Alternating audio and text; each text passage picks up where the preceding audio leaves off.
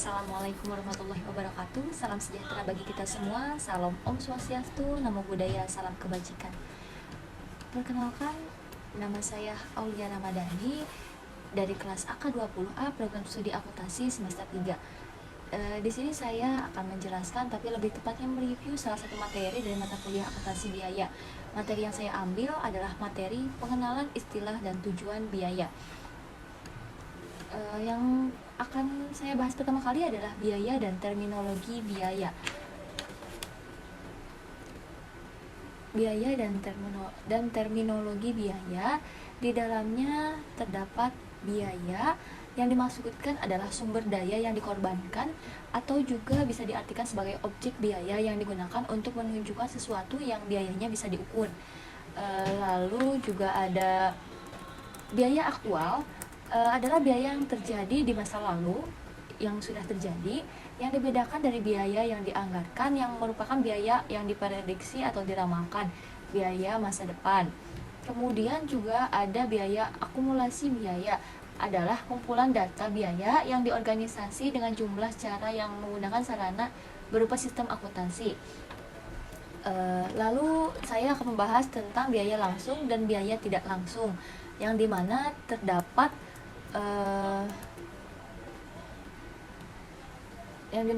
penelusuran biaya dan alokasi biaya yang terdiri dari biaya langsung dari objek biaya dan biaya tidak langsung dari objek biaya. Lalu biaya langsung atau objek biaya terkait dengan suatu objek biaya dan dapat dilacak oleh objek biaya tertentu dengan cara yang layak secara ekonomi. Biaya tidak langsung adalah suatu objek biaya berkaitan dengan suatu objek biaya, namun tidak dapat dilacak ke objek biaya tertentu dengan cara yang layak secara ekonomis.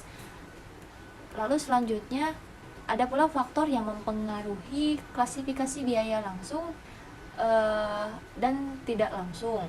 Di antaranya ada materialitas suatu biaya. Semakin besar nilai suatu biaya, semakin besar kemungkinan biaya tersebut dapat dilacak secara ekonomis ke objek biaya tertentu. Yang kedua, ada ketersediaan teknologi pengumpulan informasi. Perkembangan teknologi pencarian informasi memungkinkan perusahaan mengelompokkan semakin banyak biaya sebagai biaya langsung. Yang ketiga, ada desain operasi. Mengelompokkan biaya sebagai biaya langsung akan mudah jika fasilitas perusahaan digunakan secara eksklusif hanya untuk objek biaya yang spesifik seperti produk tertentu atau konsumen tertentu. Lalu saya juga akan membahas tentang pola perilaku biaya. Pola perilaku biaya terbagi menjadi dua, yaitu biaya variabel dan biaya tetap, yang dimana biaya variabel secara total berubah proporsional mengikuti perubahan tingkat aktivitas atau volume yang terkait. Lalu biaya tetap tidak akan berubah secara total untuk jangka waktu tertentu sekalipun terjadi perubahan yang besar atas tingkat aktivitas atau volume terkait. Lalu selanjutnya ada pemicu biaya dan rentang relevan, yang dimana pemicu biaya adalah suatu variabel seperti tingkat aktivitas atau volume yang menjadi dasar timbulnya biaya dalam rentang waktu tertentu. Dengan kata lain, terdapat hubungan antara perubahan tingkat aktivitas atau volume dengan perubahan singkat biaya total. Dan rentang relevan adalah sesuatu rentang tingkat aktivitas atau volume normal, di mana terdapat hubungan spesifik antara tingkat aktivitas atau volume dengan biaya yang dibahas. Lalu juga di sini ada biaya total dan biaya per unit. Sistem akuntansi secara tipikal melaporkan baik jumlah biaya total maupun jumlah biaya rata-rata. Biaya per unit dihitung dengan membagi biaya total dengan jumlah unit. Unit di sini dapat digambarkan dengan berbagai cara. Lalu juga ada perusahaan sektor manufaktur, perdagangan, dan jasa. Perusahaan sektor manufaktur adalah membeli bahan baku serta komponen mengubahnya menjadi barang jadi. Contohnya itu seperti perusahaan tekstil.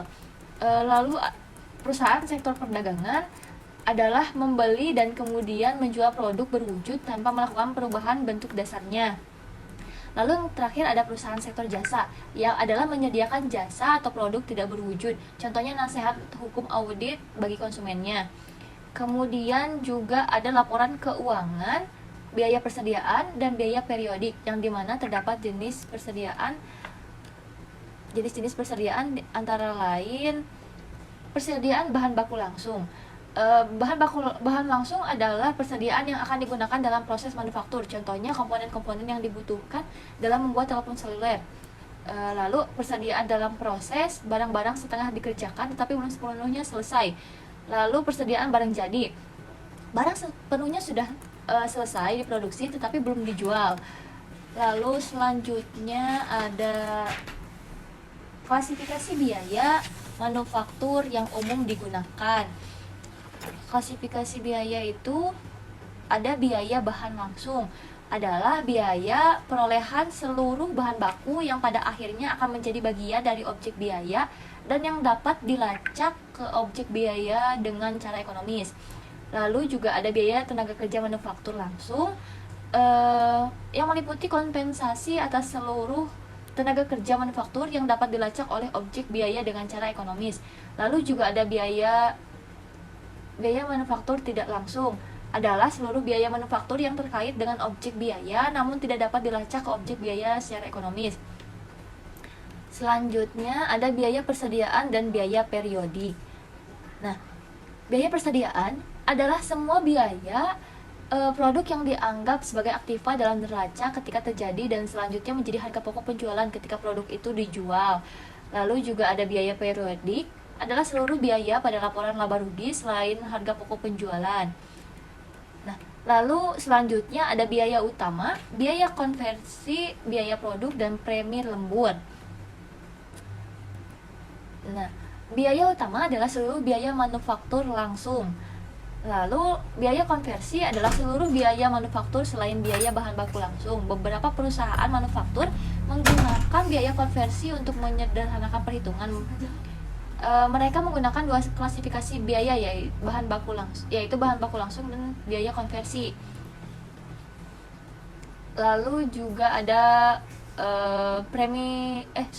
ada juga biaya produk. Biaya produk adalah jumlah biaya yang dibebankan ke suatu produk untuk tujuan tertentu. Tujuan yang berbeda menghasilkan ukuran biaya produk yang berbeda seperti keputusan penetapan harga dan bauran produk atau pembuatan kontrak dengan lembaga pemerintah atau juga penyiapan laporan keuangan untuk laporan eksternal berdasarkan GGAP. Lalu yang terakhir ada premi lembur. Premi lembur adalah tarif gaji yang dibayarkan kepada pekerja baik tenaga kerja langsung maupun tidak langsung di atas tarif reguler gaji. Sekian review penjelasan yang dapat saya sampaikan tentang materi pengenalan istilah dan tujuan biaya. Mohon maaf bila ada salah kata ataupun salah pemahaman dari saya. Wabillahi taufiq wal hidayah. Wassalamualaikum warahmatullahi wabarakatuh. Terima kasih.